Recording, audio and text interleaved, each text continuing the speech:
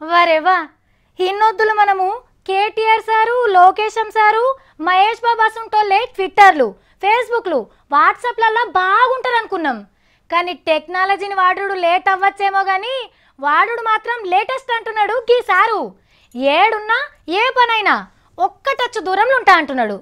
ఇంతకు ఎవలోగా నెరికేనా? ఇప్పుడిప్పుడే కంప్యూటర్లు అప్డేట్ అవుతుండు దత్తన్న.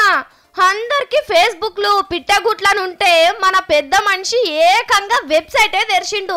మన తెలంగాణ మన దత్తన్న పేరు మీద సెంట్రల్ సర్కార్ ఏమేం పథకాలు పెట్టిందో వాటి గురించి ఎవ్వరు దమాకులు ఖరాబ్ చేసుకోకుండా అన్ని వివరాలు ఇంట్లోనే ఉంటాయట.